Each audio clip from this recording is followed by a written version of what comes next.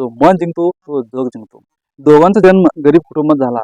दोघे सकाळी 4 वाजता उठायचे आणि उठून क्रिकेटची प्रॅक्टिस करायचे. त्यांचा ध्येय एकच होता, काही करून आपण या जगात काहीतरी नवीन करून दाखवायला पाहिजे. त्या ध्येयाने जोमाने त्यांच्या कामाला लागले. दोघांचा गुरु एकच होता, दोघांचा शाळा पण एकच होता आणि दोघांचा ध्येय एकच होता. एकच ध्येय समोर ठेवून दोघांनी भविष्याचे विचार करत होते आणि भविष्यात उदाहरणही केले. दोघांची क्रेज वाढत गेली. दोघांची जे भविष्य आहे तो ब्राईट होता. ते शाळेत असतानाच मोठमोठे रेकॉर्ड मोडून टाकलेले. त्या जगाला माहिती होतं, जर हे दोघं जर क्रिकेटमध्ये पदार्पण केले तर सक्सेस झाले तर ह्यांच्या मागे ह्या जगात कोणी नाही. या पद्धतीने त्यांची क्रेज होती. जो मन जिंकतो तो जग जिंकतो. जरी तुम्ही शिखरावर असेल तर मन कंट्रोलमध्ये ठेवावं लागतं. जर तुम्ही तुमचं मन कंट्रोलमध्ये ठेवलं तरच त्या शिखरावर पोहोचेल यशाची किंमत राहते आणि तो यश तुम्हाला पथावता येतं.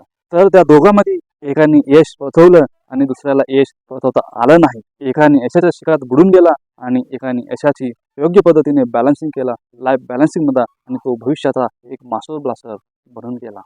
त्या दोघांचं आवड निवड थोडं वेगळं होतं, पण त्या आवड निवडीवरती दोघांचं भविष्य ठरलं. सुख असो दुःख असो त्याला कसं बॅलन्सिंग करायचं हे एकाला जमत होतं आणि एकाला सुख आणि दुःख दोघांमधले अंतरच कळत नव्हतं. आपण जीवनात जो काही काम करतो तो काम म्हणजे आपलं एक देव आहे. तो काम म्हणजे आपल्याला अन्न देतो, तो लक्ष्मी. त्या कामाला आपण घनिष्ठ असलं पाहिजे, ते कामाला आपण पुजलं पाहिजे.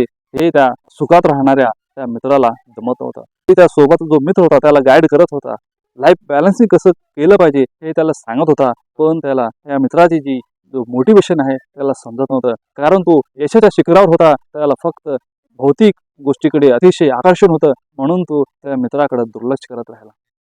If you control your mind you can conquer the world. जर तुम्ही तुमच्या मनाला कंट्रोल केलं तर तुम्ही जग जिंकू शकता. जरी दोघांची आवड निवड एकच असलं तरी दोघांचे रस्ता भविष्यात वेगवेगळे होत गेले. वेगवेगळे का होत गेले तर एकाने लाईफ बॅलन्सिंगमध्ये ठेवला, दुसऱ्याने लाईफ इम्बॅलन्सिंगमध्ये ठेवला. सध्या जो व्हिडिओ व्हायरल होत आहे अख्ख्या जगात, त्या व्हिडिओचा एकच बोध आपल्याला घ्यायचे, सुख आणि दुःख आपल्याला दोन्ही समान ठेवलं पाहिजे. दुःखात अतिशय टेन्शन घेऊन हार न मानलं पाहिजे आणि सुखात अतिशय गर्विष्ठपणाने नाही राहिला पाहिजे. सक्सेस झाल्यावर ते कसं टिकवलं पाहिजे हे आपल्याला जमलं पाहिजे. त्यासाठी मन बुद्धी शांत ठेवून विचार केला पाहिजे आणि कुठल्याही गोष्टीचा गर्व करू नये.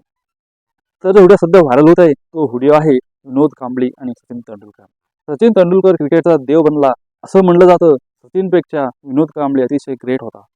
म्हणून आजकाल लोकांनी विनोद कांबळे आणि सचिन तेंडुलकरचा कंपॅरिझन करून एकच गोष्ट सांगत आहे की तरुण वयात सचिन सारखं राहा की म्हातारपणी विनोद कांबळे सारखं होता कामा नये.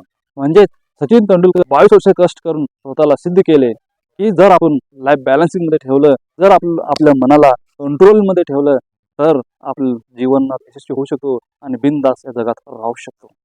अशा दोघांमधला जो तफावत आहे सध्या फार लोक गुड अँड बॅड कमेंट देत आहे. तर मित्रांनो, तुम्हाला या दोघांमधलं काय आवडतं ते तुम्ही नक्कीच कमेंटमध्ये लिहून सांगा.